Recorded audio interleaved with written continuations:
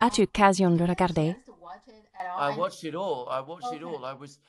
J'ai tout regardé. J'ai tout regardé. Je suis resté éveillé tard dans la nuit, d'accord, très tard dans la nuit, pour le regarder. Extraordinaire. Je veux dire, à l'échelle, cela surpasse tout ce que j'ai vu. Et l'autre chose, eh bien, nous l'avons mentionné dans l'émission, mais la précision absolue, la qualité exceptionnelle du défilé des soldats chinois dépasse tout ce que l'on peut voir ailleurs, je pense. Peut-être que les Nord-Coréens peuvent le faire, mais personne d'autre. Et bon, je ne suis pas un militaire, mais de nombreux militaires m'ont dit qu'on peut apprendre énormément de choses sur une armée et sur le moral de l'armée, rien qu'en observant la façon dont les soldats défilent. Et là, c'était flagrant.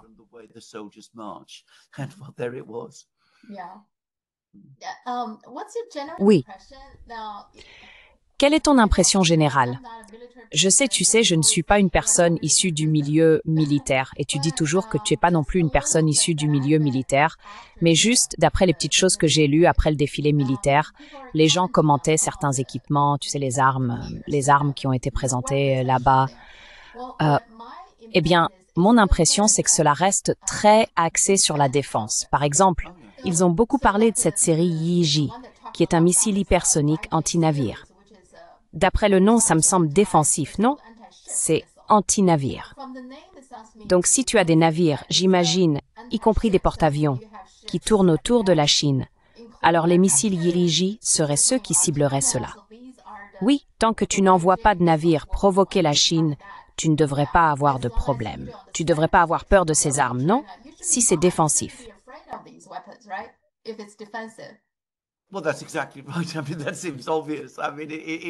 Eh bien, c'est tout à fait exact. Je veux dire, cela semble évident. Cela va sans dire, je dirais. Et c'est entièrement vrai. Je n'ai moi-même aucun doute à ce sujet. Si nous parlons de Taïwan, et une grande partie de ce discours sur l'agressivité chinoise prend toujours sa source dans des discussions sur Taïwan, ce que je rappelle toujours aux gens en Occident, c'est que l'Occident reconnaît que Taïwan fait partie de la Chine. L'agressivité dont on parle est en réalité celle de certains Occidentaux qui cherchent à séparer Taïwan de la Chine. Donc même en ce qui concerne Taïwan, toutes les mesures prises par la Chine visent à protéger son territoire reconnu internationalement, ce qui par définition les rend défensives.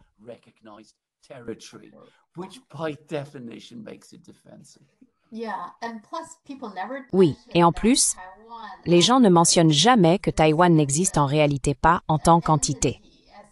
Si on veut affirmer que c'est un pays, il faut noter que la constitution de Taïwan elle-même l'appelle la République de Chine. Et selon leur propre constitution, la République de Chine devrait inclure la Chine continentale ainsi que Taïwan. Eh bien, absolument. Donc personne n'en parle vraiment. Ils disent toujours à Taïwan, comme si c'était un pays. Il n'y a jamais eu de pays appelé Taïwan. Taïwan, vous savez, a été occupé un temps par les Néerlandais puis par les Japonais, mais la plupart du temps, cela a toujours fait partie de la Chine, y compris aujourd'hui. Si vous ne voulez pas reconnaître la République de Chine, qu'est-ce que cela signifie? Si vous reconnaissez Taïwan comme un pays, il s'appelle toujours la République de Chine. Voilà.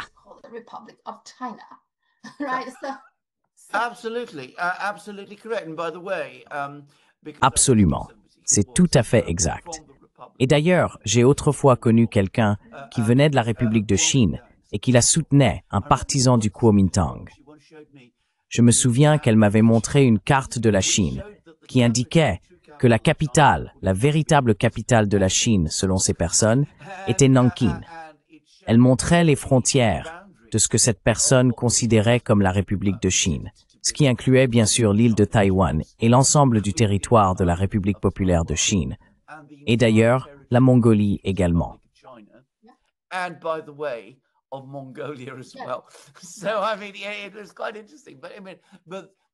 Donc, je veux dire, c'était assez intéressant. Mais ce qu'elle exprimait, et je dois préciser qu'elle était liée aux autorités, je vais les appeler les autorités, mais il s'agit des autorités du Kuomintang à Taipei, Elle exposait ce qui était, et je crois que c'est toujours en fait, le territoire officiel que cette entité revendique pour elle-même. Donc encore une fois, les gens ne le savent pas et on n'en parle jamais. Mais c'est bien là.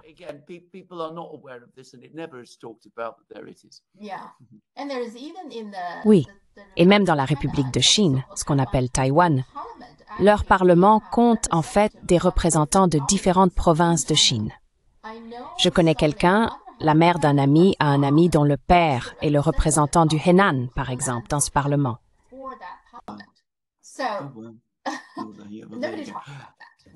Eh bien, l'autre chose dont ils ne parlent jamais, et, comme vous le savez, je m'intéresse beaucoup à la culture chinoise et à la peinture chinoise, c'est que, bien sûr, ces gens disent maintenant qu'ils ne font plus du tout partie de la Chine et qu'ils n'ont plus rien à voir avec la Chine.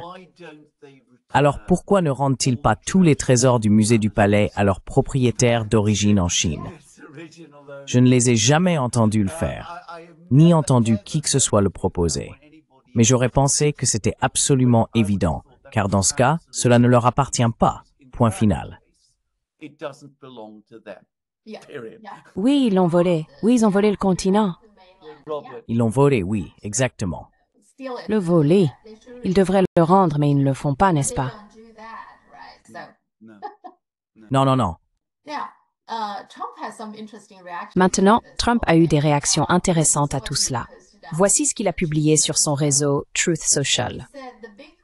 Il a dit « La grande question à laquelle il faut répondre est de savoir si le président Xi de Chine mentionnera ou non l'énorme soutien et le sang que les États-Unis d'Amérique ont donné à la Chine afin d'aider à garantir sa liberté face à un envahisseur étranger très hostile. De nombreux Américains sont morts dans la quête de la Chine pour la victoire et la gloire. J'espère qu'ils seront, justement, honorés et que leur bravoure et leur sacrifice seront rappelés. Que le président Xi et le merveilleux peuple chinois passent une grande et durable journée de célébration. Veuillez transmettre mes salutations les plus chaleureuses à Vladimir Poutine et Kim Jong-un pendant que vous complotez contre les États-Unis d'Amérique. »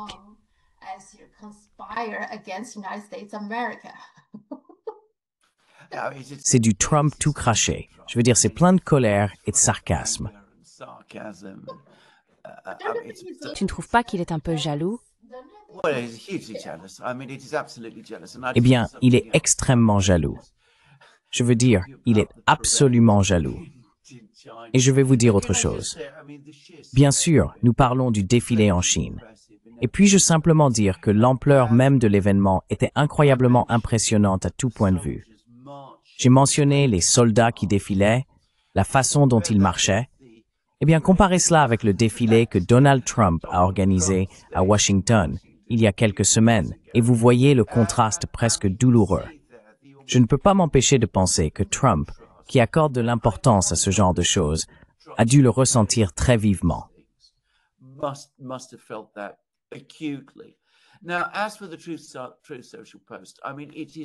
En ce qui concerne la publication sur Truth Social, c'est absurde et même offensant à tellement de niveaux que je ne sais même pas par où commencer. Je veux dire, vous savez, on entend sans cesse parler de la guerre américaine contre le Japon. Je veux dire, quand est-ce qu'on arrête d'en entendre parler?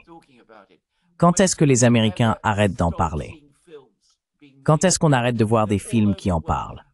Ils sont diffusés partout dans le monde. À quel moment, en Occident, parle-t-on du rôle de la Chine dans la guerre? Presque jamais, vraiment jamais. Je peux vous dire, parmi les Britanniques instruits, parmi mes amis, je doute qu'il y en ait 1 sur 50 qui sache que la Chine n'était pas seulement une alliée, mais un allié clé.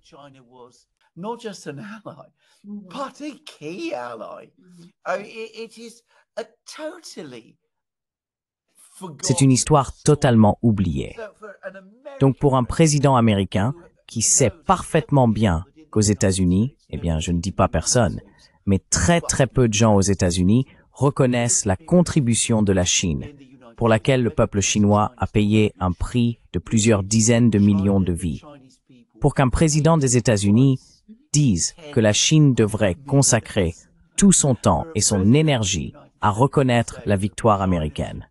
pour laquelle l'Amérique a payé un prix de quelques centaines de milliers de vies. Je veux dire, c'est tout simplement absurde. Cela montre à quel point il est complètement déconnecté de la réalité. Eh bien, je pense que les Chinois sont aujourd'hui bien trop expérimentés dans leur relation avec les Américains pour s'en offusquer. Ils doivent savoir, ils doivent être conscients que c'est ainsi que les Américains agissent. Mais c'est ridicule et objectivement offensant aussi.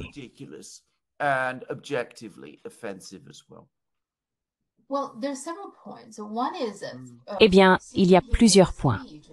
Tout d'abord, Xi Jinping a prononcé un discours lors du défilé. Voici ce qu'il a dit. Il a déclaré « Nous exprimons notre sincère gratitude aux gouvernements étrangers et aux amis internationaux qui ont soutenu et aidé le peuple chinois à résister à l'agression. » Donc il a remercié tout le monde. Il ne s'agit pas seulement des États-Unis. Les Soviétiques ont également beaucoup contribué et je pense que la Grande-Bretagne a aussi participé. Il y avait donc de nombreux pays opposés aux Japonais. Et la Chine a en fait invité les tigres volants. Vous savez, ces pilotes c'était des mercenaires, mais ils ont combattu soutenant la Chine dans la lutte contre les Japonais et certains d'entre eux ont été tués. La Chine les invite donc toujours pour les anniversaires, eux ainsi que leurs descendants, leurs familles.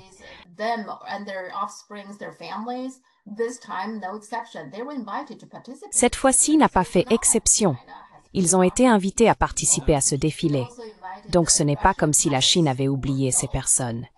Ils ont également invité les pilotes russes qui ont été tués, ainsi que leurs familles. Mais voilà, hier, le 2 septembre, c'est la date officielle de la fin de la Seconde Guerre mondiale. Maintenant, si les États-Unis pensent qu'ils ont tant contribué, de façon si extraordinaire, ou peut-être que les États-Unis pourraient même prétendre qu'ils sont ceux qui ont vaincu les nazis et les fascistes, il n'y a absolument aucune célébration de cela. Rien du tout. Donc, avant de juger la Chine pour s'en souvenir, est-ce que Donald Trump s'en souvient lui-même que les États-Unis ont combattu les Japonais, les fascistes, les nazis? Les États-Unis ne rien eux-mêmes pour se souvenir de tous ces héros qui ont combattu le Japon, n'est-ce pas?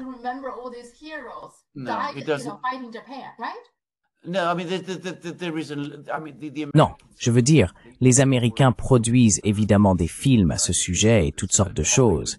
Il y a des films hollywoodiens et tout ça, qui d'ailleurs sont très centrés sur le point de vue américain de la guerre. Mais tu as tout à fait raison. Si l'on parle de la vraie guerre, de la guerre réelle qui a effectivement eu lieu, la Seconde Guerre mondiale, les Américains, dans l'ensemble, n'en savent pratiquement rien. Leur compréhension de cet événement est largement façonnée, comme je l'ai dit, par le cinéma et les films. Bien sûr, il y a des universitaires. Il y a beaucoup d'études académiques aux États-Unis sur la Seconde Guerre mondiale. Certaines sont d'ailleurs très bonnes, parce que tu sais, j'étais historien.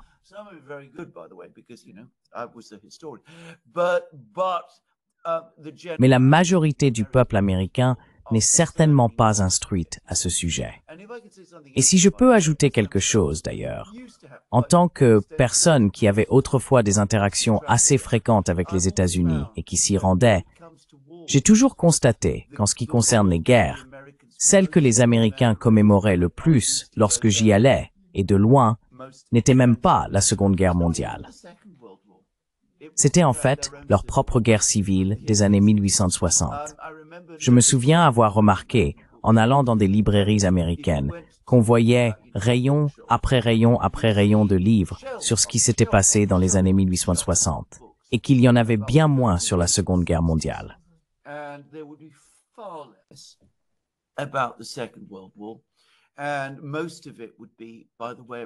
Et la plupart concerneraient d'ailleurs la guerre en Europe, ce qui, je le soupçonne, a dû être douloureux pour certains vétérans américains.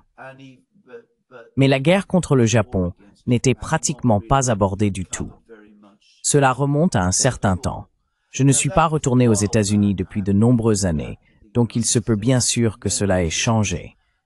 Mais il est certain que les Américains, comme vous le dites à juste titre, ne commémorent pas la véritable victoire de la Seconde Guerre mondiale, celle du 2 septembre.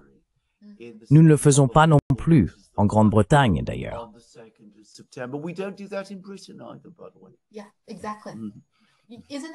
Oui, exactement. N'est-ce pas étrange? Comme tu l'as dit, à Hollywood, ils présentent toujours les soldats américains comme très courageux, tu sais, combattant ceci et cela pour maintenir la paix dans le monde et sauver tout le monde. Le héros. En même temps, je pense qu'à cause de la géopolitique, maintenant, ils veulent s'aligner avec le Japon pour lutter contre la Chine. Donc, ils préfèrent ne pas trop parler de la Seconde Guerre mondiale. Ce n'est pas récent. Le 15 août, c'est l'anniversaire, le 80e anniversaire, du jour où les États-Unis ont largué la bombe atomique sur Hiroshima. Donc, le porte-parole du département d'État a été interrogé à ce sujet. Avez-vous quelque chose à dire à ce propos?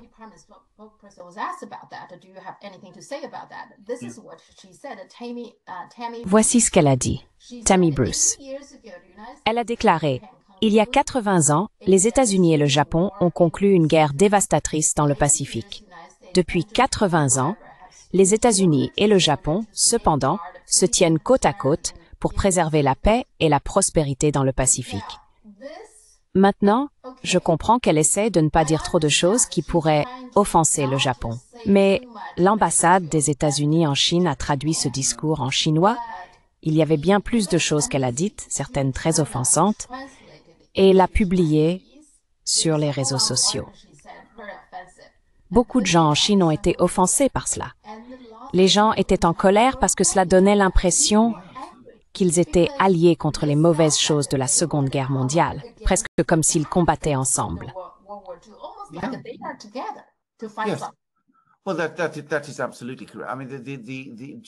Eh bien, c'est tout à fait exact.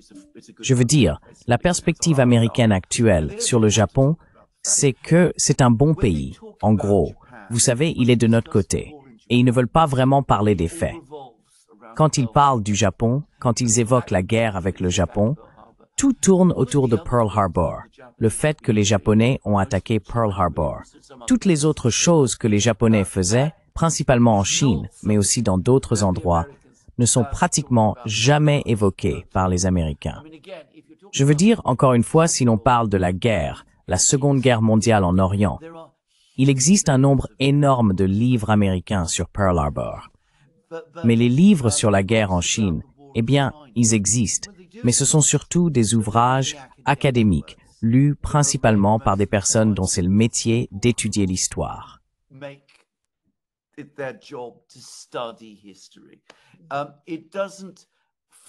Cela ne se répercute pas sur l'ensemble de la population.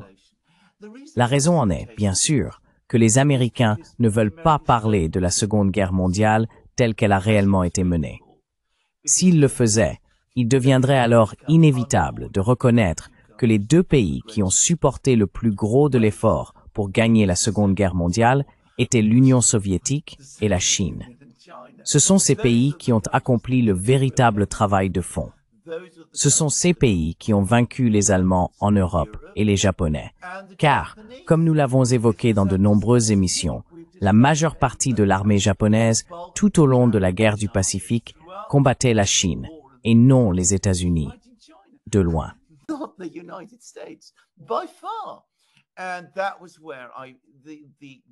Et c'est là que le plus grand nombre de pertes militaires japonaises a eu lieu, de loin, un fait que très peu de gens reconnaissent. Maintenant, je dois dire que lorsque Xi Jinping a rencontré Poutine, je trouve très intéressant qu'il ait effectivement évoqué le fait qu'ils étaient les deux pays qui avaient supporté le plus lourd fardeau. Et dans une certaine mesure, je pense qu'il dit aussi aux Russes, « Eh bien, vous savez, n'oubliez pas que nous avons aussi joué un rôle ici. » Car il est juste de dire qu'à l'époque soviétique, les Soviétiques minimisaient également le rôle de la Chine. Ils ne le font plus aujourd'hui. Je veux dire, je suis assez bien informé à ce sujet.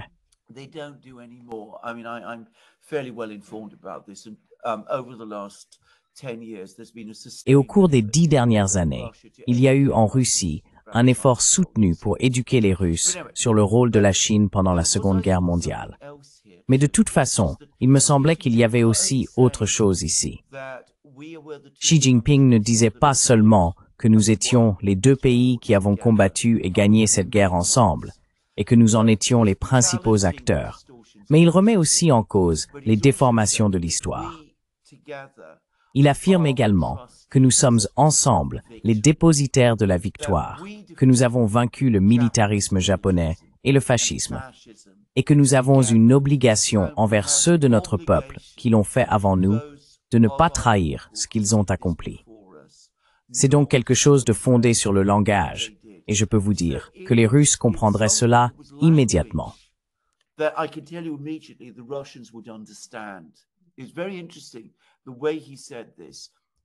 C'est très intéressant la façon dont il a dit cela. Cela montre que Xi Jinping comprend au moins très bien l'esprit russe, ce qui va rapprocher encore davantage les Russes de la Chine, car ils sentent désormais que lors de cet événement le plus important de leur histoire, et il est impossible de surestimer à quel point la Seconde Guerre mondiale est essentielle dans la conception russe du monde. Ils comprennent maintenant que l'autre grande nation n'était pas la Grande-Bretagne, ni les États-Unis, mais la Chine. C'est donc un ensemble de commentaires très intéressants et aussi très habiles. Et d'ailleurs, c'est aussi vrai, car les choses les plus habiles sont toujours celles qui sont vraies.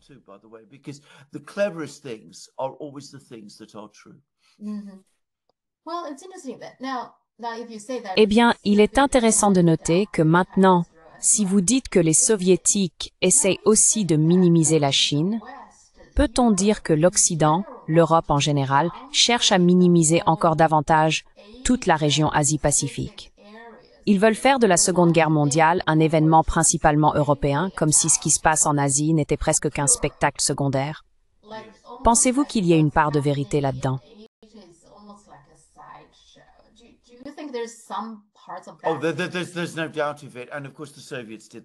Il n'y a aucun doute là-dessus.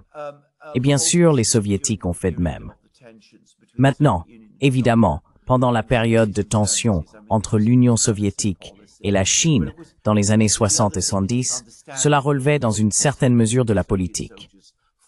Mais il faut aussi dire que c'est compréhensible d'une certaine façon, car beaucoup plus de soldats soviétiques ont combattu et sont morts en Europe qu'en Asie. Mais les Soviétiques ont tout de même joué un rôle dans la guerre en Asie. Je veux dire, ils ont combattu les Japonais. C'est un fait presque inconnu, mais ils ont affronté les Japonais en 1939. Ils soutenaient aussi la Chine dans une certaine mesure dans les années 1930. Et en 1945, ils ont lancé une vaste opération en Mandchourie qui a vaincu les Japonais là-bas.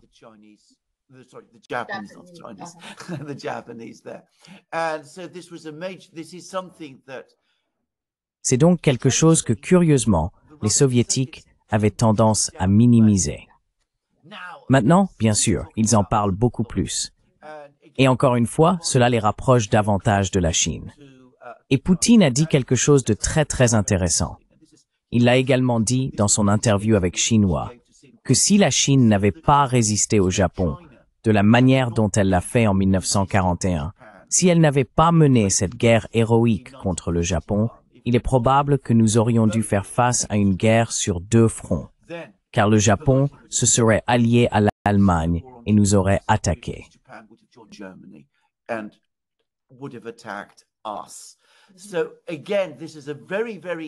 Donc encore une fois, c'est quelque chose de très intéressant. Les Russes ont par le passé eu tendance à minimiser cela. Mais maintenant, Poutine l'a dit. Encore une fois, c'est vrai. Et c'est le genre de choses que les Russes comprendront. Je veux dire, les Russes vivent constamment avec l'histoire de la Seconde Guerre mondiale, et cela leur fera ressentir que la Chine était notre allié. C'était un allié clé. Cela a rendu notre victoire possible. Non seulement notre victoire, mais aussi notre survie en tant que nation. On peut donc voir comment tout cela s'assemble de manière très intéressante. Des paroles très importantes. Oui, les Européens et les Américains veulent faire des parties asiatiques de la guerre un spectacle secondaire. Absolument. Les Britanniques. Absolument. Ils le font, même s'ils étaient également présents en Extrême-Orient. Mais ils en parlent de moins en moins. C'est la guerre en Europe qui compte vraiment. C'est la guerre en Europe qui, je veux dire, ils ont fait de Churchill une figure titanesque et tout tourne autour de l'Europe avec lui. Et bien sûr, pour les Français et les Allemands, c'est aussi tout à propos de l'Europe et la guerre se déroule en Europe. Et bien sûr, les Soviétiques ont joué un rôle, on ne peut pas complètement l'ignorer. Et les Chinois étaient-ils même impliqués? C'est terrible.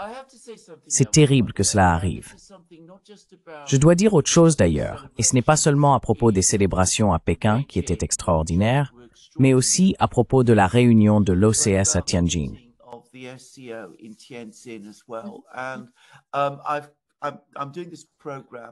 Et je fais cette émission après avoir parlé et fait un programme avec le professeur Sachs, le professeur Jeffrey Sachs, et il avait d'ailleurs beaucoup de choses très intéressantes à dire, dont nous parlerons, ainsi que de la Chine, de l'Inde et de bien d'autres sujets. Mais en l'écoutant et en réfléchissant à ce qu'il disait, cela m'a vraiment frappé qu'une des choses marquantes de toutes ces réunions en Chine, c'est que la Chine, son peuple, son gouvernement et les autres dirigeants venus en Chine vivent au XXIe siècle. En Europe, nous vivons encore au XXe siècle. Nos conceptions de l'économie, de la politique, de ce qui compte dans les relations internationales sont encore entièrement du XXe siècle. Nous parlons encore de déplacer des troupes. Puis-je dire quelque chose? Je veux dire, quand vous avez vu cela, ce n'est que l'armée chinoise en parade. J'étais avec l'armée chinoise.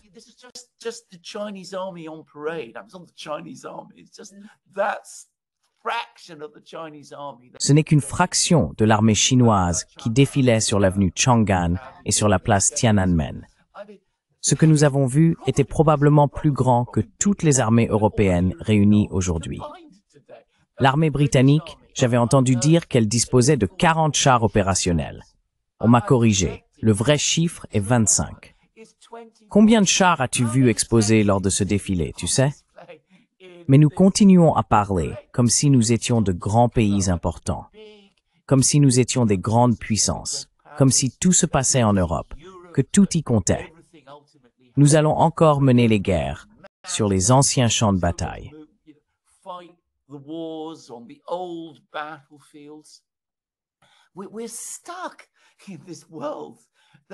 Nous sommes coincés dans un monde qui est révolu, ou du moins qui s'efface peu à peu. Et c'est pareil en économie, en technologie, en sciences. Je veux dire, vous savez, nous restons concentrés sur les industries et les technologies du passé. L'une des choses qui, pour une fois, a vraiment attiré l'attention en Grande-Bretagne, c'est que la Chine a construit un pont autoroutier à l'altitude la plus élevée jamais atteinte. C'est un exploit d'ingénierie incroyable.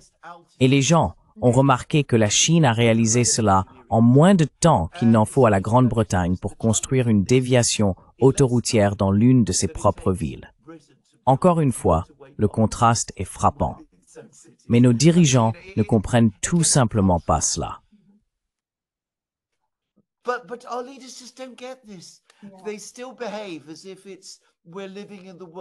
Ils continuent à se comporter comme si nous vivions encore dans le monde de 1960 ou de 1970, et que la politique, pour eux, est entièrement construite autour de cela. Et c'est ce qui m'a le plus frappé lors de ces réunions à Tianjin et à Pékin, lors des célébrations à Pékin. La confiance, le sentiment de nouveauté, l'énergie. Et par contraste, nous en Europe, paraissons aujourd'hui si dépassés et vieillissants, nous accrochant aux stratégies et aux politiques du passé. Cela est ressorti très clairement, encore une fois dans cette discussion, en écoutant le professeur Sachs. J'y ai beaucoup réfléchi. Et comme je l'ai dit, je sors tout juste de cette émission. C'est pourquoi j'en parle maintenant.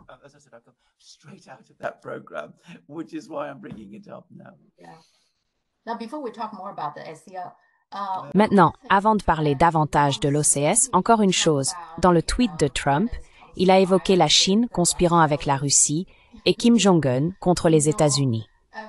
Donc la Russie, en râlant, a déjà répondu en disant « La Russie ne complote pas contre les États-Unis ».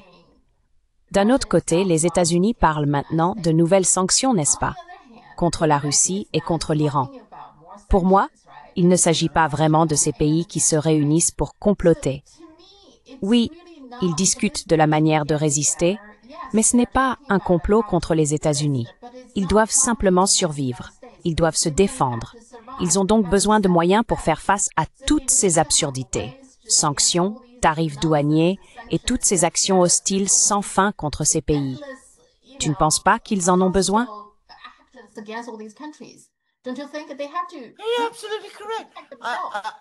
Vous avez tout à fait raison. Je remarque encore une fois à quel point la vision américaine est présente.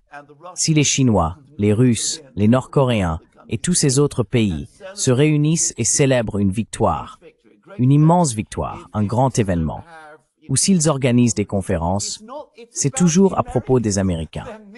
Ils se réunissent pour parler des Américains. Toujours, tout pour les Américains tourne autour d'eux-mêmes. Ils s'imaginent encore que le monde entier gravite autour d'eux et que, vous savez, Xi Jinping et Vladimir Poutine n'ont rien d'autre à discuter que la manière dont ils vont nuire aux Américains d'une façon ou d'une autre. Franchement, c'est absurde. C'est absolument, absolument ridicule. Et bien sûr, c'est exactement ce que les Américains vont faire.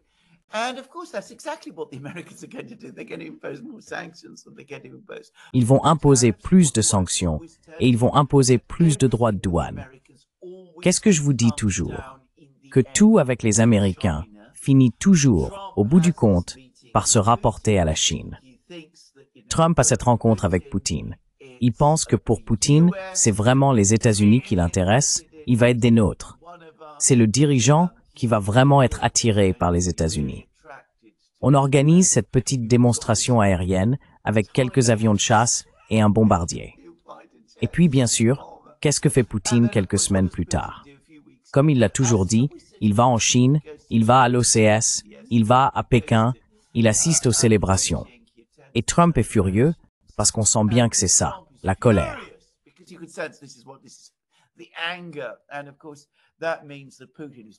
Et bien sûr, ça signifie que Poutine me trahit. Il ne fait pas ce que je veux. Donc je vais lui imposer des sanctions, des tarifs douaniers et d'autres mesures. Et bien sûr, la Chine, comme Xi Jinping l'a d'ailleurs si justement dit, si vous voulez notre aide pour gérer cela, nous sommes là pour vous aider. Et ce n'est pas à sens unique. Ce n'est pas seulement la Chine qui donne ce qu'elle peut. La Chine veut évidemment aussi de l'aide de la part de ces pays. Je veux dire, elle veut du gaz, du pétrole et toutes les autres choses, des céréales et tout ça. Donc, ce que font les Américains, c'est qu'ils rassemblent tout le monde. Et c'est incroyable qu'ils ne puissent pas le voir. Tu ne penses pas qu'au fond, Trump aimerait probablement être là? Bien sûr. Et qu'est-ce qui l'en empêche?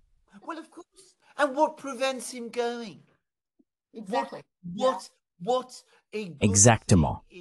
Ce serait une bonne chose s'il y était vraiment allé. Tu te souviens, nous parlions de cette possibilité il y a quelques semaines. Qu'est-ce qui l'a empêché d'y aller? Pourquoi n'a-t-il pas pu être là? Pourquoi n'a-t-il pas pu rencontrer Xi, Poutine et tous les autres, conclure des accords, ouvrir le commerce et faire avancer les choses? Encore une fois, ils ne veulent pas être là parce qu'ils doivent être le centre de l'univers. Donc, les seules fêtes auxquelles ils veulent assister sont celles qu'ils organisent eux-mêmes. Ils ne veulent pas aller à la fête de quelqu'un d'autre. Ils ne veulent pas admettre que la Chine fait une meilleure parade qu'eux. C'est infantile, vraiment. Mais une grande partie de l'Occident l'aide aujourd'hui. Et Trump n'est d'ailleurs pas le seul.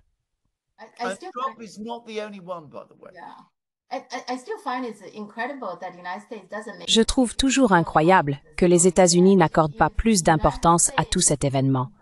Si les États-Unis pensent avoir sauvé le monde de la Seconde Guerre mondiale, des fascistes, des militaristes, peu importe, pourquoi n'en font-ils pas plus grand cas? Les États-Unis essayent toujours de prétendre qu'ils sont ceux qui protègent la paix, qui sauvent les gens, qu'ils sont les héros. Cette fois, pendant la Seconde Guerre mondiale, ils ont fait ce qu'il fallait. Ils étaient du bon côté, mais ils n'en parlent pas beaucoup.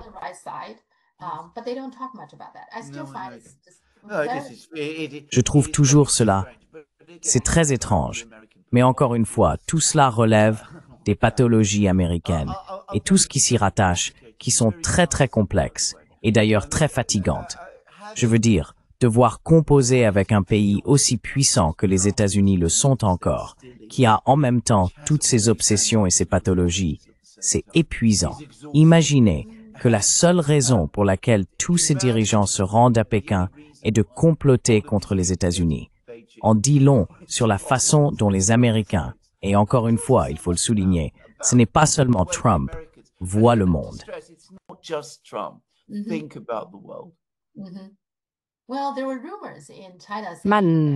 Eh bien, il y avait des rumeurs en Chine disant que Macron avait exprimé son intérêt pour venir. Maintenant, ce ne sont que des rumeurs, mais en réalité, Macron est ce genre de personne, il essaie toujours de se démarquer d'une manière ou d'une autre, et apparemment, la rumeur dit qu'il voulait voir s'il était possible pour lui de parler à Poutine, tu sais, dans ce contexte. Donc je pense qu'il y a peut-être une part de vérité là-dedans. Je ne sais pas, mais bien sûr, finalement, il n'est pas venu. Il pourrait y avoir plusieurs raisons.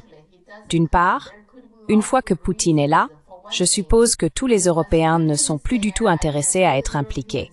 Et Macron a probablement fini par décider que ce n'était pas une bonne idée. Mais il y avait des rumeurs, juste pour que tu saches. D'accord.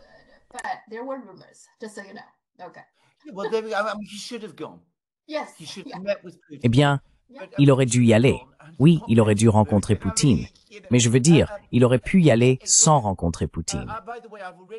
Vous savez, encore une fois, d'ailleurs je l'ai déjà mentionné, j'en ai parlé dans des émissions et lors d'un direct, c'est incroyable qu'il n'y ait eu qu'un seul représentant de l'Union européenne sur place, à savoir le Premier ministre slovaque Robert Fico, qui est, soit dit en passant, un dirigeant incroyablement courageux.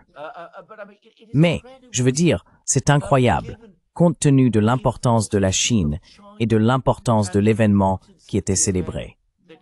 Au minimum, il aurait dû y avoir des représentants, pas seulement, vous savez, des fonctionnaires sans importance, mais des hauts représentants, des premiers ministres, des présidents, des rois, qui se rendent également à cette visite.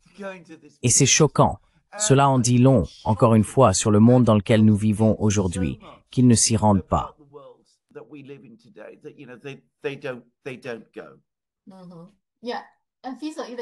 Oui, et Faisal a même accordé une interview, une courte interview, il l'a même dit. Il a dit « Je suis contre le nazisme, je suis contre le fascisme partout dans le monde, donc pour cette raison, je vais à Moscou, je vais à Washington DC, je viens à Pékin parce que nous devons être contre le nazisme et le fascisme à tout moment, partout dans le monde. » Et il a raison. Absolument, oui. Absolument. Je suis tout à fait d'accord.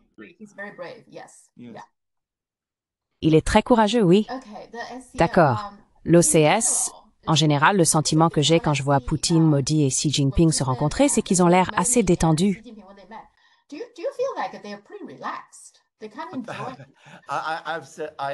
J'ai déjà dit exactement la même chose dans des émissions. Je veux dire, c'est encore une fois un contraste très intéressant. On voit les dirigeants occidentaux ensemble et ils ont tous l'air en colère. Je veux dire, ils ont toujours l'air en colère. Même quand ils sourient, on sent qu'ils sont en colère. Regardez Macron et Mélanie, par exemple. Il est assez évident qu'ils ne s'apprécient pas. Regardez quand les Européens rencontrent Trump. C'est évident qu'ils ne s'aiment pas. Il y a aussi des tensions entre Ursula von der Leyen et Friedrich Merz, et tout le monde le sait. Quand Poutine, Xi et Modi étaient ensemble, on sentait une certaine légèreté. Ils sont contents d'être là. Ils peuvent se parler. Ils constatent qu'ils peuvent se parler en adultes.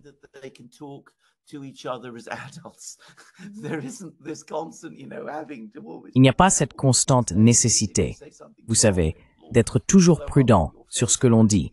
Parce que si l'on dit quelque chose de travers, ça peut vous exploser au visage ou quelque chose du genre. Je veux dire, ils appréciaient leur discussion. Et je pense que l'Inde est en chemin, d'ailleurs. Je le dis depuis un certain temps. Le professeur Sachs dit depuis plus d'1 an que, assez rapidement, l'Inde se rendrait compte que son implication dans des choses comme le Quad était une erreur et qu'elle essaierait de réparer ses relations avec la Chine.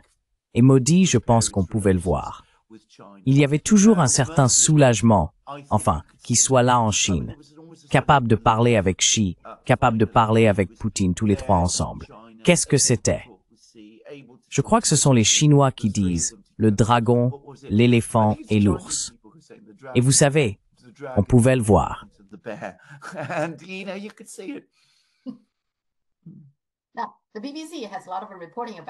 Alors, la BBC en parle beaucoup, mais comme tu l'as dit, ils pensent toujours que tout tourne autour de l'Occident, non? Donc, les trois ensemble, ils disent qu'ils font une démonstration d'unité, même s'ils ont des divergences. C'est vrai, il y a encore des problèmes de frontières entre l'Inde et la Chine, et ils essaient aussi toujours de dire que la Russie et la Chine ont une sorte d'alliance de circonstances, tu vois, que ça va pas durer, ce genre de choses. Je ne pense pas qu'ils essaient de faire semblant pour qui que ce soit.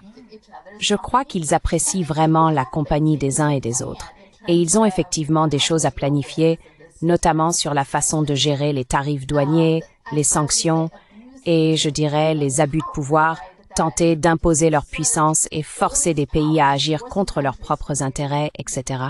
Je pense que l'Occident interprète trop ce qu'ils font. Tu ne trouves pas?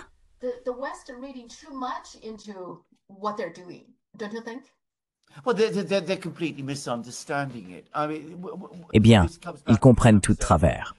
Je veux dire, cela revient à ce que je disais. Ces gens à Tianjin, ces dirigeants à Tianjin et à Pékin vivent dans le présent et l'avenir. Nous vivons dans le passé. Nous voyons tout comme faisant partie d'un grand jeu géostratégique compliqué, qui au final tourne toujours autour de nous.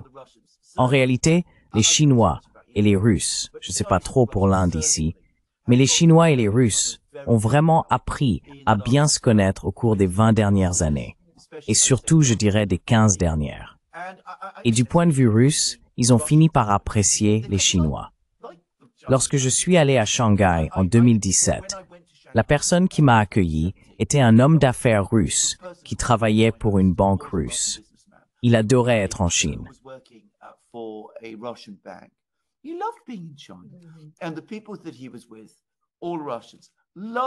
Et les personnes avec qui il était, tous des Russes, adoraient être en Chine.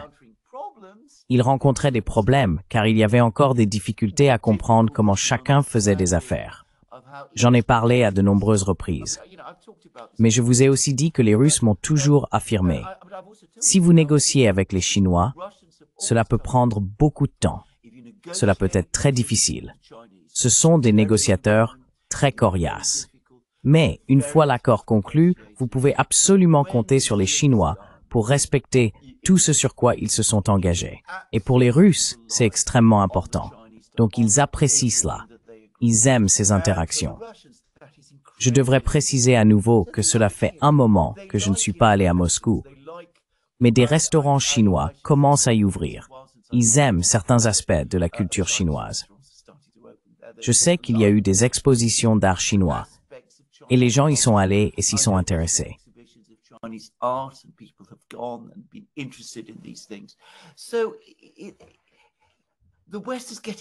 Donc l'Occident se trompe complètement. Et pour la Russie, la Chine est un voisin.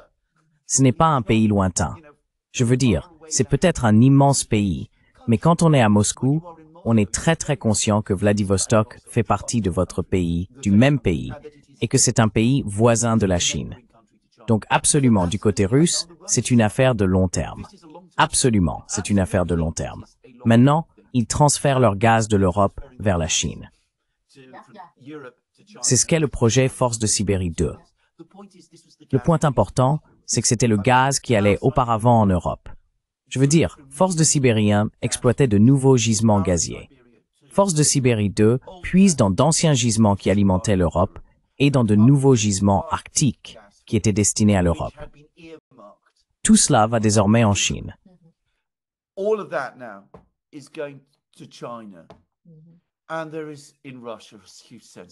Et il y a en Russie un immense sentiment de soulagement, car enfin nous avons un partenaire avec qui nous pouvons traiter, pas un partenaire qui nous harcèle, qui intente contre nous des poursuites juridiques fallacieuses, qui mène des politiques absurdes de lutte contre la concurrence, qui essaye de nous forcer à accepter des paquets énergétiques auxquels nous avons maintes fois dit ne pas vouloir participer, qui ensuite détourne le regard lorsque nos pipelines sont sabotés, et qui nous impose ensuite de lourdes sanctions. Enfin, nous avons un partenaire avec qui nous pouvons travailler, avec qui nous pouvons traiter, avec qui nous aimons traiter, et qui n'essaie pas de nous intimider. Je veux dire, vous avez encore remarqué à quel point Xi Jinping a été prudent en abordant la question de l'intimidation, un sujet que les Russes connaissent très bien, car ils ont été beaucoup intimidés récemment. Donc du côté russe, il y a un sentiment de soulagement.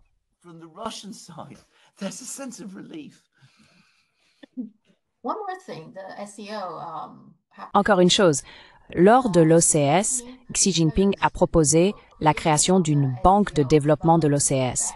Et la Chine a déjà proposé, je veux dire, il existe déjà une banque asiatique de développement, mais elle concerne principalement les pays asiatiques. Mais là, c'est plus large. Encore une fois, l'Occident verra cela comme une tentative de remplacer la Banque mondiale et le FMI, mais ce n'est pas le cas, n'est-ce pas? Je pense que l'Occident fait toujours cette erreur. C'est une alternative, c'est pas une tentative de remplacer qui que ce soit, n'est-ce pas?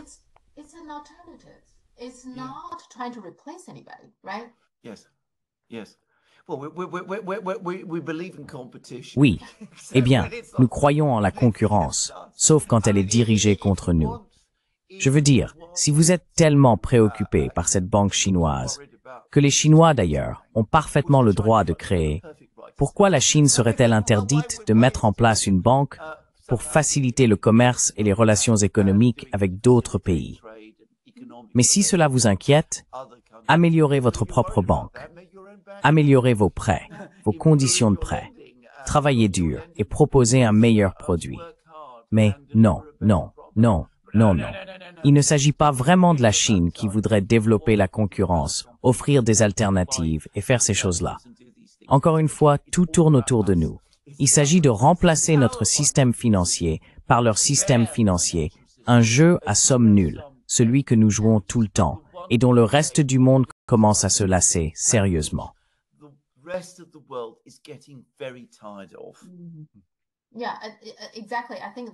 Oui, exactement. Je pense que cette mentalité de jeu à somme nulle qu'a l'Occident, ils doivent vraiment s'en débarrasser. Ils doivent vraiment changer leur perception. C'est comme si, vous savez, votre gain devait forcément être ma perte. Ce genre de mentalité, je trouve, n'est vraiment pas une façon de penser du XXIe siècle.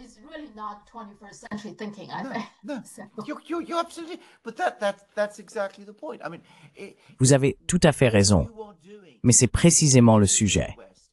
Ce que je veux dire, c'est que, en Occident, nous abordons tout sous l'angle de la géopolitique, qui trouve ses origines, comme je l'ai souvent expliqué, dans les conflits en Europe, les conflits interétatiques en Europe. Mais nous voyons tout, nous supposons tout, comme faisant partie de ce jeu d'échecs. Et chaque mouvement effectué fait partie de ce jeu d'échecs dont l'objectif ultime est de remporter une victoire géopolitique. La Chine ne pense pas de cette façon. Son histoire n'est pas comme cela. Quiconque connaît un tant soit peu l'histoire de la Chine peut le constater.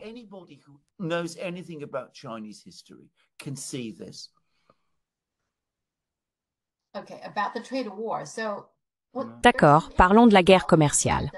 Il y a donc des développements intéressants, non? D'abord, la Cour fédérale d'appel des États-Unis s'est prononcée contre les droits de douane de Trump. En gros, elle a confirmé la décision du tribunal inférieur, le tribunal fédéral du commerce à New York, en déclarant que ces droits de douane sont illégaux. Maintenant, l'affaire va être portée devant la Cour suprême, ce que tout le monde s'attendait à voir arriver de toute façon.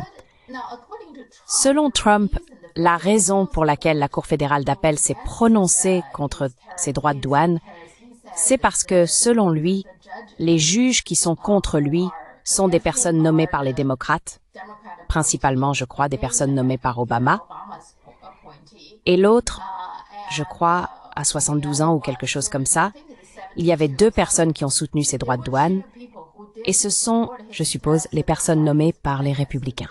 Maintenant, si on suit cette logique, la Cour suprême compte actuellement 6 personnes nommées par les républicains et 3 par les démocrates. Si c'est le cas, alors j'imagine que la Cour suprême soutiendra les droits de douane de Trump. Qu'en penses-tu?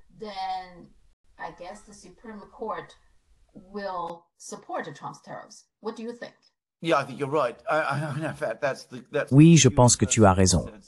En fait, c'est le consensus universel ici en Grande-Bretagne. La Cour suprême tranchera en faveur de Trump. Je dois dire que je ne suis pas un expert dans ce domaine du droit, en droit constitutionnel américain, mais pour moi, il est absolument évident que tant la juridiction inférieure, le tribunal de commerce, que la Cour d'appel ont parfaitement raison. Je veux dire, un tarif douanier est une taxe. La seule autorité habilitée à imposer des taxes aux États-Unis, c'est le Congrès. Le Congrès n'a pas autorisé ces tarifs, donc ils sont inconstitutionnels. Et le fait que Trump s'appuie sur une législation d'urgence pour imposer ces tarifs revient à tordre, à déformer le sens de ce mot, bien au-delà de toute interprétation concevable. Donc je pense qu'ils ont tout à fait raison.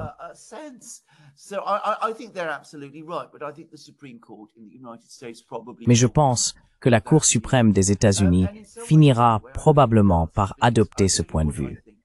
Et d'une certaine manière d'ailleurs, je l'espère, car je vais vous dire ce que j'en pense. Je crois que l'une des raisons pour lesquelles Trump et d'autres membres de son administration ont tourné autour de ces sanctions écrasantes, dont Lindsey Graham et Richard Blumenthal parlent, c'est que si la Cour suprême se prononce contre Trump, alors ils pourront activer ce projet de loi. Ils diront alors que tous les droits de douane qu'ils ont imposés tirent leur autorité de ce texte précis, et que ces droits de douane ont donc été autorisés par le Congrès. Ainsi, nous pourrons imposer des droits de douane à n'importe qui, partout dans le monde, au motif qu'ils commercent d'une manière ou d'une autre avec les Russes.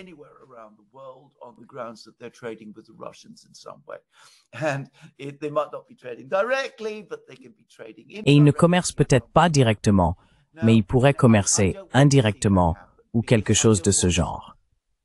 Maintenant, vous savez, je ne veux pas que cela se produise parce que je ne veux pas qu'un obstacle législatif, ou du moins une base législative, soit jamais créé pour cela, car il serait alors beaucoup plus difficile de revenir en arrière à l'avenir.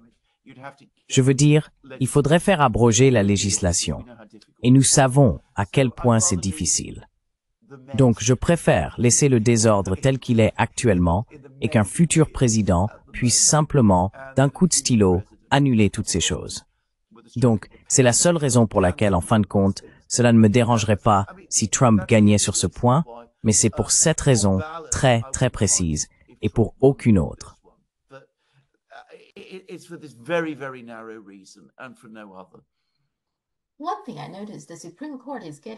Une chose que j'ai remarquée, c'est que la Cour suprême devient, je ne sais pas, de plus en plus désordonnée.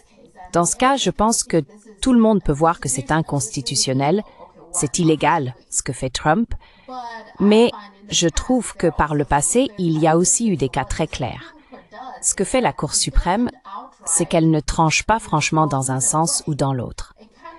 Elle trouve en quelque sorte un problème de procédure pour renvoyer l'affaire à une juridiction inférieure. Ils l'ont déjà fait auparavant. Ou alors ils disent, d'accord, voici les problèmes que nous voyons, c'est pas approprié.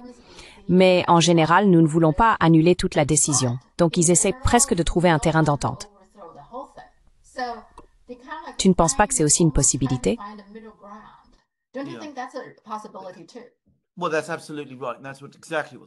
Eh bien, c'est tout à fait exact. Et c'est précisément ce que fait la Cour suprême, car elle devient de plus en plus politisée. Elle fonctionne dans un système politique beaucoup plus polarisé, un système politique plus fracturé.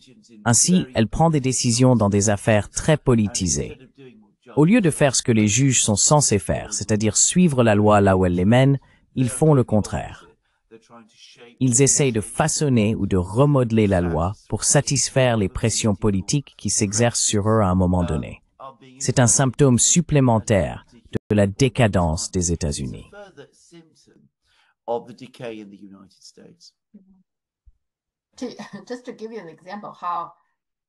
Juste pour vous donner un exemple de la complexité de toute cette affaire. Vous connaissez Howard Lutnick, le secrétaire au commerce? Lui, bien sûr, fait beaucoup de pression au nom de Trump pour cette histoire de droits de douane. Sa société, enfin, en ce moment, Cantor Fitzgerald est dirigée par son fils Brendan, je crois que c'est Brendan Lutnick, Ils parient en fait contre cette mesure. Ils proposent un service d'achat des droits de douane, ce qui signifie que si vous êtes une entreprise qui paie actuellement des droits de douane, ils vous donneront 20 à 30% de ce que vous payez maintenant pour acheter ces droits. Si les droits de douane sont annulés, vous récupérerez votre argent, mais vous devrez leur verser la somme convenue.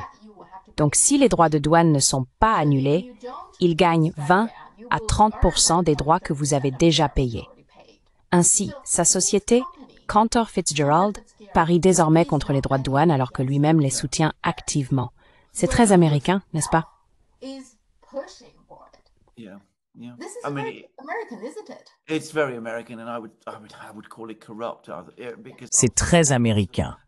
Et j'appellerais ça de la corruption. Parce qu'au final, cela signifie que Lutnick gagne quoi qu'il arrive. Ce qui est aussi très américain d'ailleurs.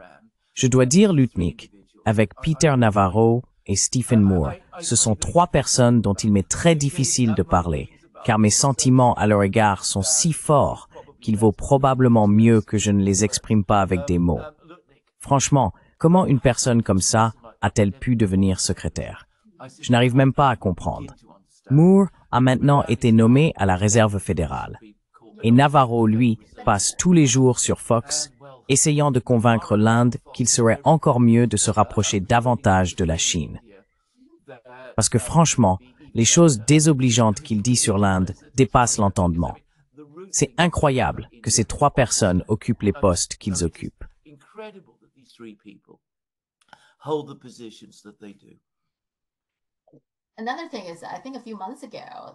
Une autre chose, c'est que je pense qu'il y a quelques mois, les médias japonais ont en fait rapporté que lors des négociations avec les délégations américaines au sujet des tarifs douaniers, il y avait tellement de chaos que les Japonais ne savaient même plus quoi faire.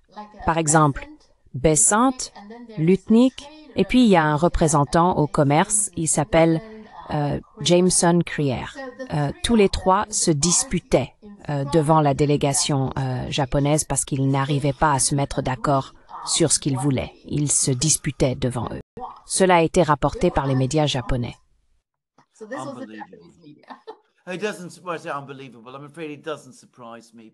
Ça me surprend pas. J'ai bien peur que ça me surprenne pas. Mais bon, je ne le savais pas. D'ailleurs, cela n'a pas été rapporté dans les médias ici en Europe. Mais je veux dire, ça devrait l'être. Je veux dire, ces trois-là, eh bien, même Besant lui-même, qui est peut-être le moins mauvais d'entre eux. Mais ce groupe de personnes est, à mon avis, désastreux. Je veux dire, Stephen Moore, lors de la guerre commerciale de représailles en avril, je suis sûr que tu t'en souviens, a publié, il a écrit cette justification absolument folle, dans laquelle il disait que l'une des raisons pour lesquelles tous ces pays devraient payer des droits de douane aux Américains, c'est parce que les États-Unis leur fournissent une protection. Je veux dire, c'est tout droit sorti d'Al Capone. C'était tout simplement incroyable de lire ça. Et tu sais, c'était là. Et c'était une déclaration officielle du gouvernement américain. Et c'était publié sur le site de la Maison-Blanche.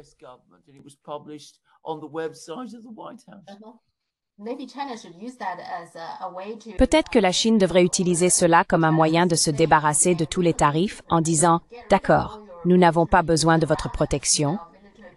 Retirez toutes vos forces militaires autour de nous, vos bases militaires autour de nous, pour que nous ne payions plus les tarifs. » Absolument correct. Oui, les États-Unis semblent maintenant vouloir organiser rapidement une rencontre entre Xi Jinping et Trump. Ils parlent même de septembre.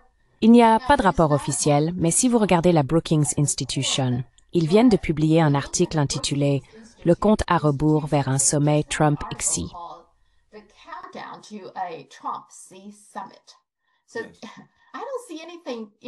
Je ne vois rien du côté chinois qui aille dans ce sens. As-tu l'impression que les États-Unis veulent vraiment relancer les choses? Parce que la dernière fois, les négociations se sont arrêtées en août et ils disaient qu'ils allaient reprendre les discussions dans 2 ou 3 mois. Mais entre-temps, par exemple, le soja est devenu un vrai problème. Les producteurs de soja veulent vraiment que la Chine achète leur production. Et bien sûr, les terres rares restent un sujet, etc. Donc, j'ai l'impression que les États-Unis souhaitent désormais organiser une rencontre précoce avec la Chine. Soit les délégations reprennent les négociations plus tôt, soit il pourrait y avoir une rencontre directe entre Xi et Trump.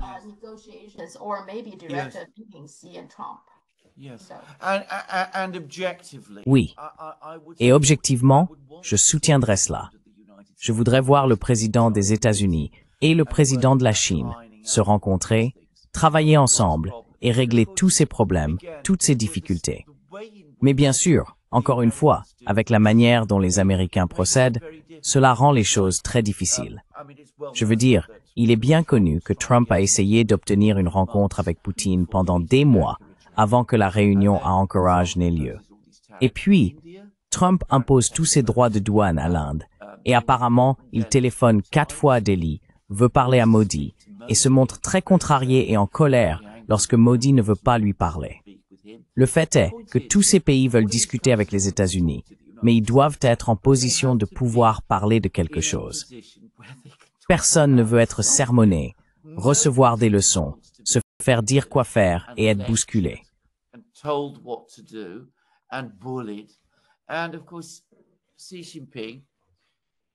Et bien sûr, Xi Jinping va adopter exactement la position à laquelle on peut s'attendre de sa part.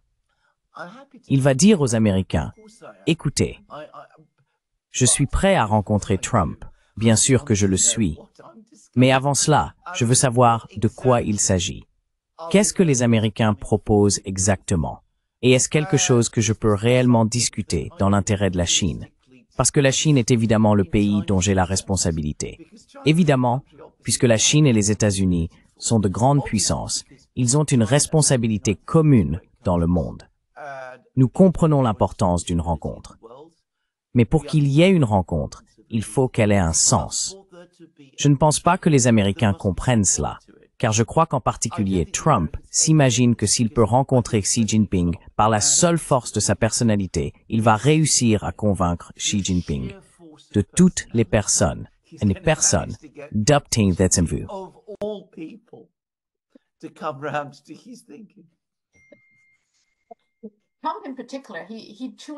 Trump en particulier, il croyait vraiment, c'est le genre de type l'art de la négociation, mais je trouve que les présidents américains sont un peu tous comme ça, en général.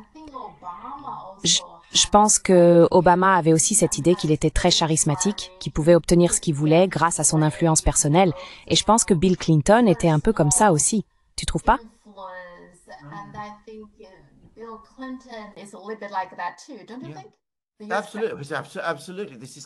Absolument. C'est exact. Je veux dire, les Américains comptent beaucoup trop sur le charme, sur leur propre charme personnel, qu'ils possèdent d'ailleurs, et en même temps, sur leur tendance à l'intimidation et tout ce qui va avec. Et ils pensent que de grandes nations, comme la Chine, l'Inde et la Russie, vont d'une manière ou d'une autre tomber dans le panneau. Et ils sont toujours surpris et en colère lorsque cela ne fonctionne pas. Maintenant, je reviens à ce que les Russes disent des Chinois. Il faut travailler avec eux. Ils sont extrêmement prudents. Ils examinent chaque détail. Il faut tout clarifier. Mais, une fois que c'est fait, on peut vraiment s'y fier. C'est ainsi que les Américains devraient aborder la Chine. Ils devraient rencontrer les Chinois. Ils devraient rencontrer les Chinois de bonne foi. Ils devraient aborder les problèmes un par un.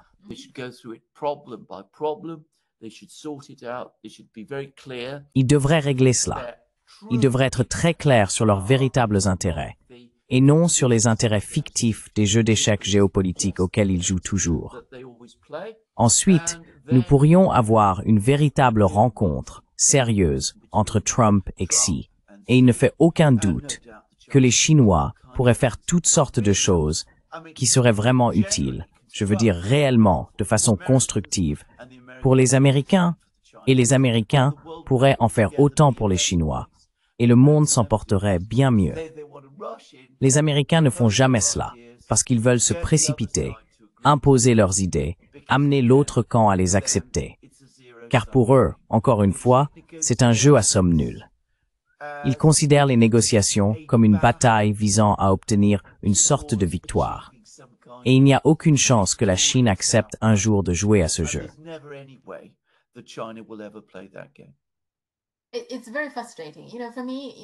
C'est très frustrant. Vous savez, pour moi, en tant qu'Américain d'origine chinoise, je comprends les deux points de vue, n'est-ce pas? Pour moi, cela semble tellement évident. Pourquoi ne pas simplement supprimer tous ces tarifs absurdes qui nuisent aux consommateurs américains? Et en échange, la Chine achèterait ces graines de soja et vous fournirait les terres rares dont vous avez besoin. Et maintenant, apparemment, ils discutent aussi de l'achat de 500 avions Boeing. Tout cela profiterait aux États-Unis de manière très significative. 500 avions, c'est énormément d'emplois pour les années à venir. Et les graines de soja, vous savez, vous pénalisez vraiment ces agriculteurs quand la Chine n'en achète plus. Il suffit juste de mettre fin à tout ça.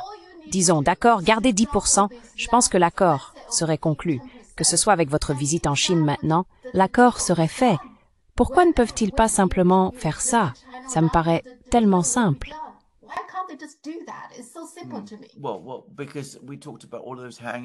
Eh bien, à cause de toutes ces complications et pathologies dont nous avons parlé, qui entravent le processus.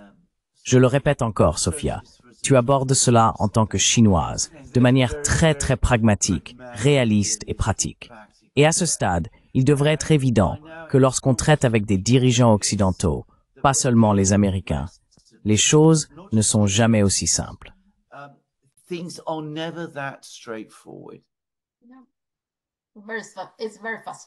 C'est très frustrant, vous savez. Donc d'accord, la guerre en Ukraine. Maintenant que l'hiver approche, chaque fois que nous parlons de la guerre en Russie ou en Ukraine, il faut toujours évoquer l'hiver. Alors qu'est-ce que cela signifie pour la guerre en Ukraine aujourd'hui?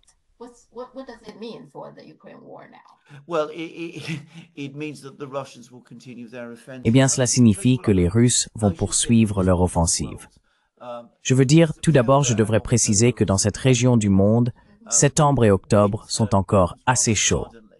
L'hiver arrive assez soudainement. On commence à avoir une période de forte pluie qui survient généralement vers la seconde moitié d'octobre. Et puis soudainement, les gelées arrivent. Donc, le schéma est que la guerre va se poursuivre à peu près dans le même style et au même rythme tout au long de l'automne, pendant la période de septembre-octobre. Ensuite, il y a généralement une période d'environ 2 semaines de pluie et de boue, ce qui ralentit les mouvements. Mais ensuite, bien sûr, le gel arrive, le sol durcit, souvent le ciel se dégage et les combats reprennent. C'est ce qui s'est passé au cours des 2 dernières années. C'est une idée fausse de croire que les offensives russes s'arrêtent en hiver. Ce n'est pas le cas.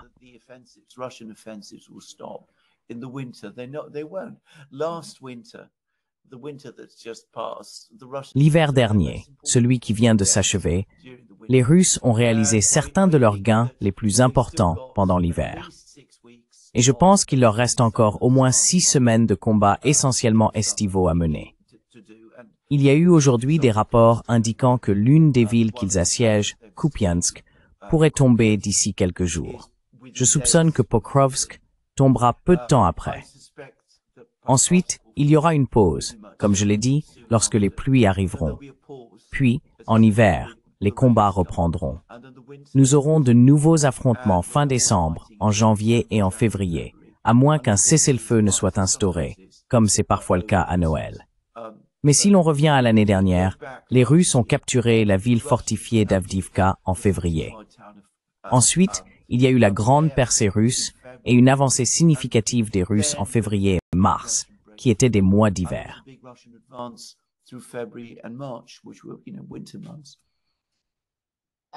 Il ne semble pas y avoir d'accord, n'est-ce pas? Diplomatiquement, ce n'est pas... Non, nous sommes dans une impasse. Nous sommes dans une impasse. Je pense que, encore une fois, Trump, comme je l'ai dit, comme nous en avons discuté dans des émissions précédentes, a survendu le processus. Il a parlé des Russes ayant accepté des garanties de sécurité pour l'Ukraine et il n'a pas précisé en quoi consistaient ces garanties. Je pense qu'il est devenu immédiatement évident que les Russes pensaient à quelque chose de complètement différent de ce que pensaient les Américains, les Ukrainiens et les Européens. Donc tout cela s'est arrêté. Et puis il y a l'idée d'un sommet bilatéral entre Poutine et Zelensky, et les Russes n'y ont jamais consenti. En fait, ils sont très en colère qu'on ait pu suggérer qu'ils y avaient consenti. Donc pour l'instant, tout est à l'arrêt. Maintenant, lorsque ces villes commenceront à tomber, lorsque Pokrovsk, Kupiansk et un autre endroit appelé Severodvinsk commenceront à tomber, lorsqu'il semblera que la crise militaire à laquelle l'Ukraine est confrontée devient impossible à nier, alors la diplomatie pourra reprendre.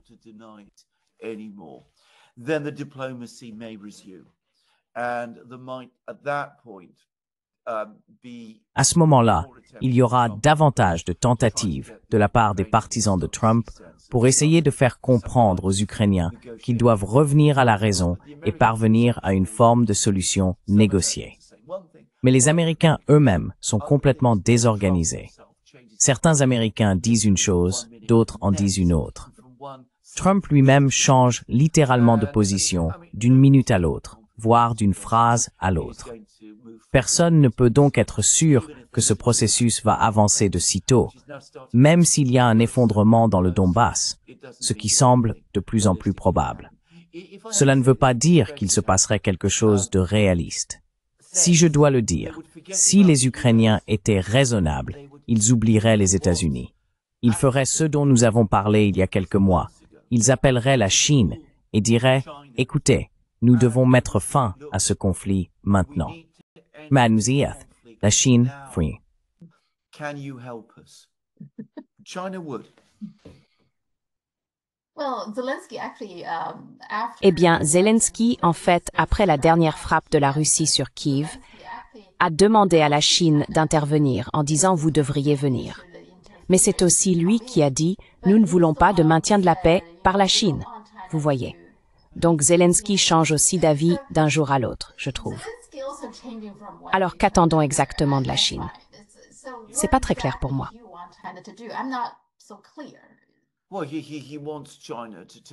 Eh bien, il veut que la Chine dise à la Russie de capituler. En gros, ce qui bien sûr n'arrivera pas. Et quand Zelensky parle ainsi de la Chine, il n'est pas de bonne foi. J'ai pensé un temps qu'il l'était, mais j'en suis venu à la conclusion que non. Il agit ainsi pour faire pression sur les Américains, pour que les Américains lui apportent plus d'aide.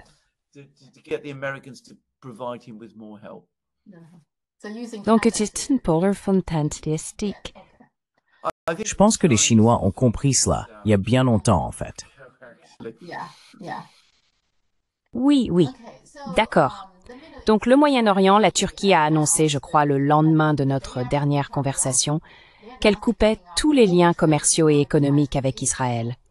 Quel est ton avis là-dessus? Pourquoi la Turquie est-elle soudainement devenue très dure envers Israël?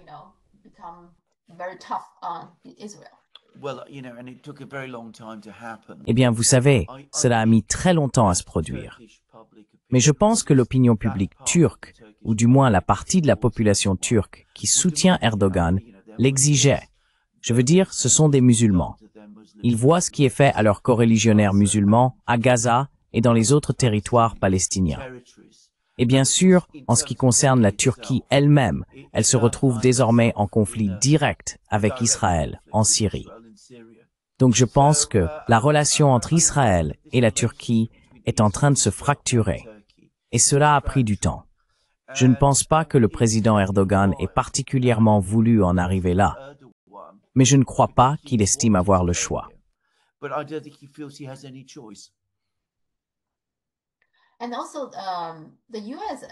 De plus, les États-Unis ont refusé un visa aux responsables palestiniens pour se rendre à la réunion de l'Assemblée des Nations Unies.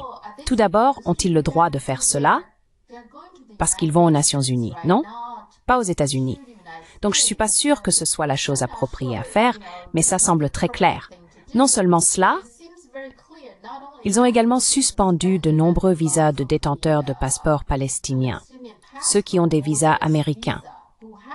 Est-ce qu'ils essayent d'empêcher les Palestiniens d'assister à l'Assemblée générale de l'ONU?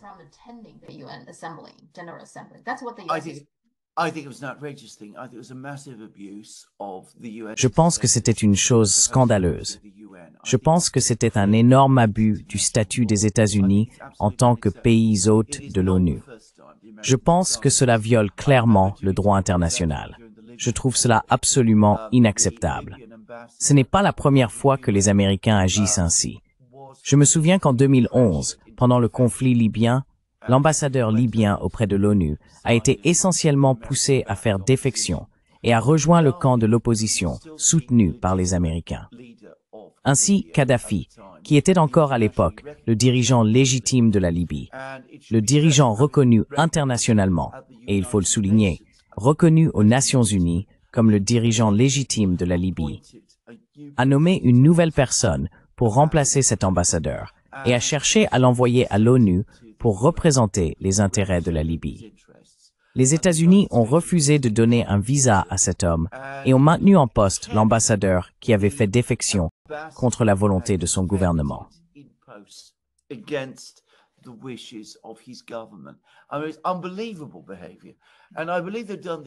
Je veux dire, c'est un comportement incroyable. Et je crois qu'ils ont déjà agi ainsi à plusieurs reprises. Ils ont refusé des visas. Je sais qu'ils ont refusé des visas à des diplomates russes, ou du moins, peut-être pas complètement refusés, mais ils ont été extrêmement lents à les accorder. Mais ce qu'ils viennent de faire atteint un tout autre niveau. Et c'est, je pense, à cause de la colère américaine, ou du moins de la colère de l'administration Trump, que même des pays européens envisagent désormais de reconnaître la Palestine comme un État. L'administration Trump et Trump lui-même sont furieux à ce sujet et veulent l'empêcher. Je pense que cela montre aussi qu'en dépit de tous les commentaires que nous avons entendus sur les tensions entre les États-Unis et Israël, la réalité est que les deux restent absolument liés l'un à l'autre, et que ce lien n'a ni faibli ni vacillé.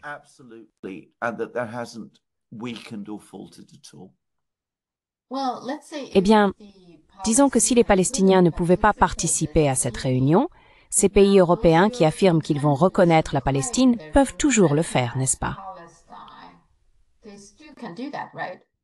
Absolument, bien sûr. Les États-Unis ne peuvent pas les arrêter. Les États-Unis ne peuvent pas les arrêter.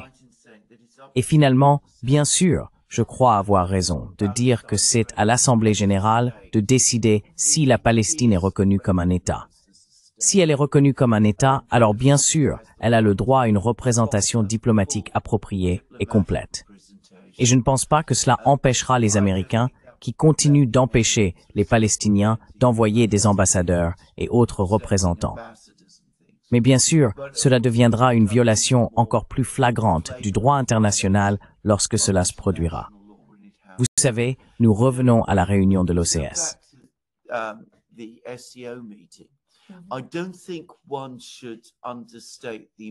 Je ne pense pas qu'il faille minimiser l'importance de l'initiative de gouvernance mondiale de Xi Jinping, car cela touche directement au point que nous venons d'aborder.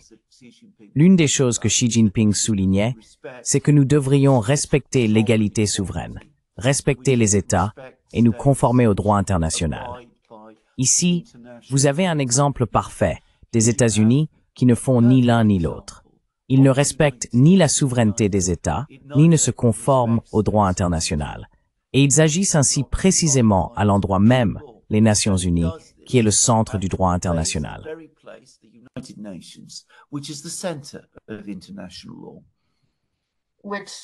Dont les États-Unis sont le symbole, je suppose, l'ordre d'après-guerre que les États-Unis ont établi, n'est-ce pas? Exactement.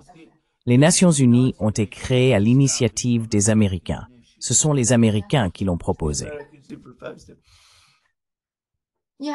Oui, c'est incroyable de voir à quel point nous vivons dans un monde très étrange à bien d'égards. Absolument. C'est le moins qu'on puisse dire. Une autre chose, c'est que les États-Unis frappent. D'après Marco Rubio et Trump, ils ont attaqué un bateau de trafiquants vénézuéliens, tuant 11 personnes. Est-ce qu'ils font ça juste pour harceler le Venezuela ou penses-tu qu'ils veulent vraiment envahir le Venezuela?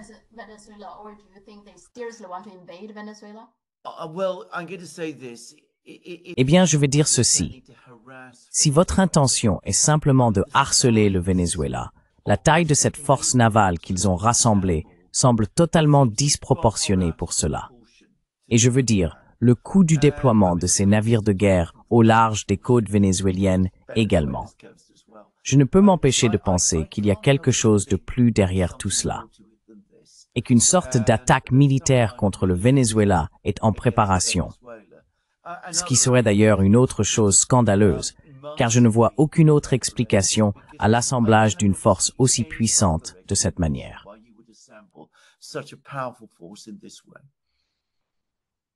Ça n'a aucun sens. Pourquoi ont-ils choisi de se battre sur ce sujet? Je ne comprends pas. Je veux dire, mais c'est l'Amérique. Les Américains ont toujours l'impression qu'ils doivent agir, prendre des mesures, forcer les gens, les intimider, les menacer et faire tout cela. Je lisais un post que Lindsey Graham, le sénateur Graham, a publié, dans lequel il menaçait la Norvège de sanctions parce que le Fonds souverain norvégien refusait une sorte d'accord avec Caterpillar, l'entreprise américaine, parce que Caterpillar a des liens avec Israël. Donc le sénateur Graham était absolument furieux à ce sujet. Et il avertissait les Norvégiens de tarifs douaniers, de sanctions et de toutes sortes de choses.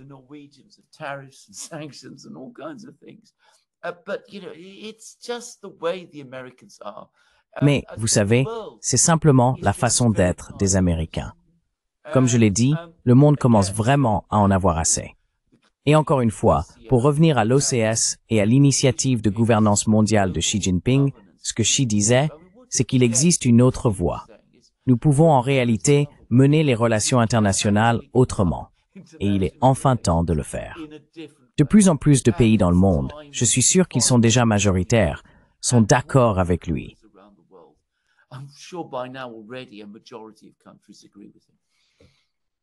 Oui, donc les États-Unis font une crise un peu comme ça. Ils ne peuvent pas. Chaque jour, c'est comme un enfant gâté. Vous savez, vous lui enlevez son biscuit et il casse les meubles.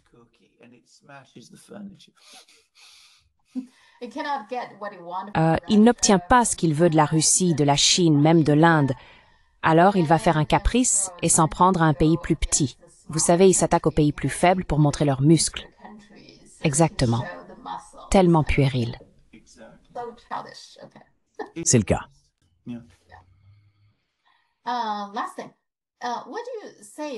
Dernière chose. Que penses-tu du fait que Trump envisage de nationaliser un tel, de prendre, tu sais, une participation dans un tel, mais aussi d'envisager même une sorte de Lockheed Martin nationalisé? Qu'est-ce qui se passe? Je croyais que les républicains étaient pour, tu sais, la libre entreprise privée. Et maintenant, ce sont des choses dont ils auraient accusé Barack Obama ou Bernie Sanders. Mais là, ils sont très silencieux. Qu'en penses-tu?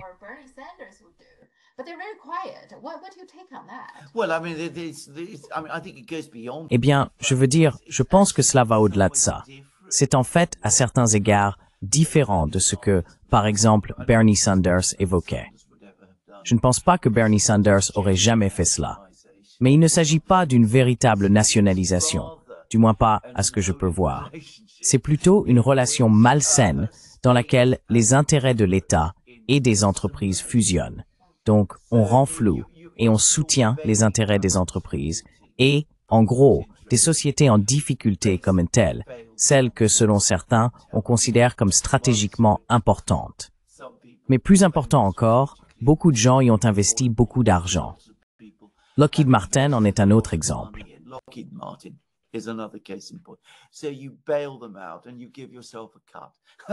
Donc, vous les renflouez et vous vous octroyez une part au passage. Ce n'est pas une véritable nationalisation, ni une propriété publique ou étatique, comme on peut en voir en Chine, par exemple. Ce n'est pas ça. C'est plus proche de ces structures très malsaines de corporatisme et d'oligarchie qui existaient ailleurs et qui, comme on le sait, ont été instaurées en Italie sous Mussolini, où on les appelait le corporatisme, et que Mussolini présentait comme l'un des piliers de l'État fasciste qu'il avait créé.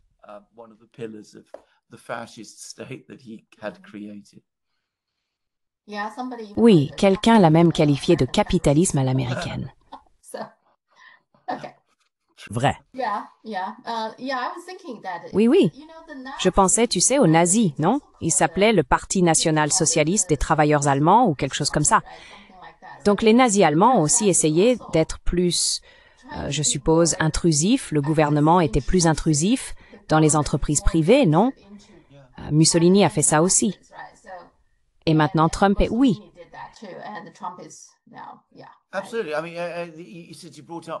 Absolument. Je veux dire, vous avez évoqué l'Allemagne nazie. Les nazis ont fait cela à très grande échelle. Il y avait ce qu'on appelait les usines Hermann Göring, qui représentaient une part importante de l'industrie lourde allemande. Et bien sûr, cela était en théorie une propriété publique et faisait partie de ce qu'on appelait le plan de 4 ans. Le plan de 4 ans n'a jamais vraiment existé. C'était une mythologie. Mais en réalité, c'était encore une fois une interconnexion totalement corrompue entre l'industrie et l'État. Et cela signifiait que, et cela va aussi se produire aux États-Unis d'ailleurs, je n'en doute pas, il y avait énormément de corruption autour de cela, parce que bien sûr, ces entités ne faisaient pas partie d'un système industriel intégré et dirigé par l'État, comme c'est le cas avec les entreprises en Chine.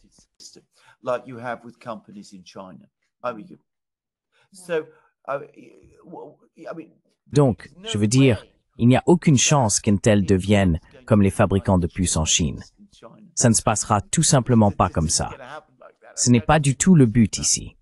Vous allez donc voir de l'argent public aller à ces entreprises. Les personnes ayant des liens avec le gouvernement auront des parts dans ces sociétés. Ils en tireront des bénéfices. Tout cela tournera en boucle, encore et encore, et cela deviendra profondément corrompu et très laid. Et j'ai bien peur que ça fasse partie de la tendance que nous observons aujourd'hui aux États-Unis. La corruption s'étend désormais au système industriel américain. Ce qu'il en reste. Boeing finira aussi par suivre cette voie.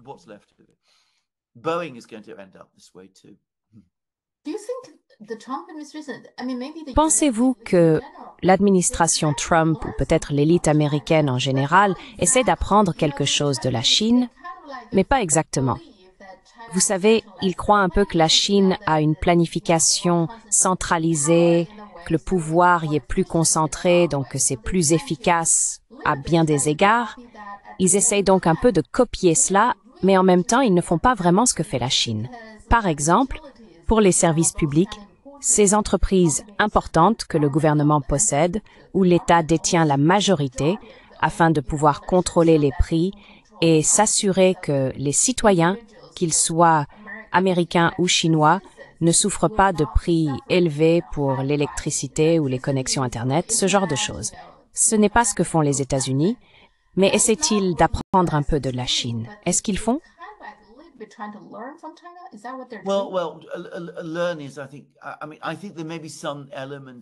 Eh bien, apprendre. Et je pense qu'il y a peut-être un certain élément d'imitation, si je peux le formuler ainsi. Mais les Américains ne comprennent pas du tout la Chine, ni le système économique chinois. Ils n'en comprennent aucun aspect. Je veux dire, c'est tellement différent de leur propre mode d'organisation économique. Et étant donné cette absence totale de compréhension, et étant donné à quel point même les décideurs américains tirent beaucoup de leurs idées sur la Chine de charlatans, franchement, je veux dire des gens comme Gordon Chang et d'autres du même genre, ce qu'ils vont essayer de copier n'aura absolument aucun rapport avec l'original. Ce sera le jour et la nuit. D'ailleurs, c'est la même chose en Russie.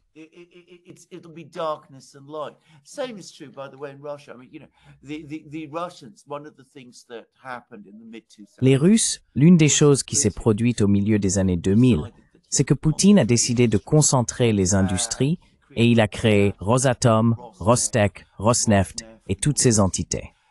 Mais bien sûr, encore une fois, les Russes ont fait cela dans un système très structuré et planifié qui, si l'on comprend le système économique russe, qui d'ailleurs est un prolongement de celui de l'Union soviétique. Je veux dire, ce n'est pas largement compris, mais le ministre de l'économie de l'époque, qui était Belousov, aujourd'hui ministre de la Défense, avait de forts liens avec le Gosplan.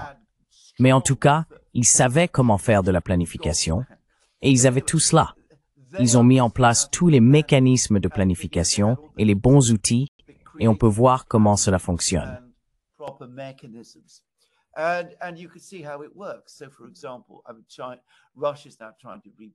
Par exemple, la Russie essaie actuellement de reconstruire son industrie des semi-conducteurs et elle va avoir beaucoup plus de succès que les Américains.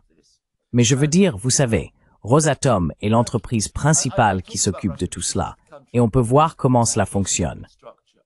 Je parle de la Russie parce que c'est le pays dont je comprends le mieux la structure économique.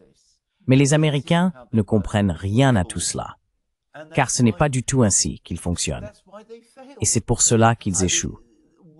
Ce qu'ils vont finir par obtenir, c'est un hybride corrompu et stagnant qui va encore plus répandre la corruption dans le système américain. Parce que si vous ne mettez pas en place le cadre nécessaire, et si vous n'avez pas l'esprit et l'imagination pour le faire aboutir, cela n'arrivera pas.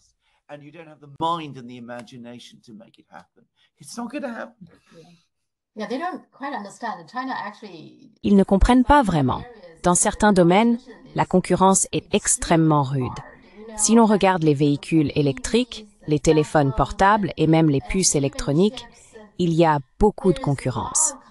Le gouvernement ne choisit pas les gagnants ou les perdants, il laisse simplement la concurrence faire son travail.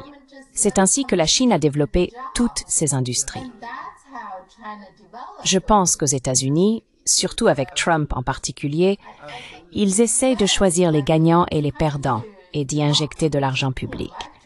Cela ne résout pas vraiment le problème de fond. Comme tu l'as dit, cela ne fera qu'engendrer plus de corruption. Oui, oui. Mais c'est intéressant, vous savez. Oh, tout cela est vraiment intéressant, alors que les Américains essaient en quelque sorte de trouver leur voie alors que le monde change autour d'eux. Et c'est ce que je voulais vraiment. Je veux dire, vous savez, je voulais dire que les réunions à Tianjin et à Pékin, et dans une certaine mesure aussi la réunion préliminaire, la réunion des BRICS à Kazan l'année dernière. Parce que, à mon avis, l'OCS et les BRICS sont en train de devenir partie intégrante de la même communauté d'institutions. Cela est en train de remodeler le monde. Nous sommes, je pense, à un moment absolument charnière. Et je voulais simplement dire aux gens en Chine que la présidence de Xi Jinping sur tous ces ensembles de réunions très complexes, je veux dire très complexes, avec tous ces différents dirigeants qu'il a dû rencontrer, en maintenant tout le processus en mouvement, c'est absolument magistral. Et il n'a jamais commis la moindre erreur. Non. Je veux dire, il donne l'impression que c'est facile, tout comme Poutine à sa manière. Mais c'est pas du tout facile. Non. Oui, c'est intéressant.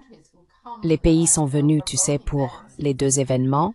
C'est comme l'Arménie et l'Azerbaïdjan, ils y sont tous les deux allés. Et c'est assez intéressant. Oui, d'accord.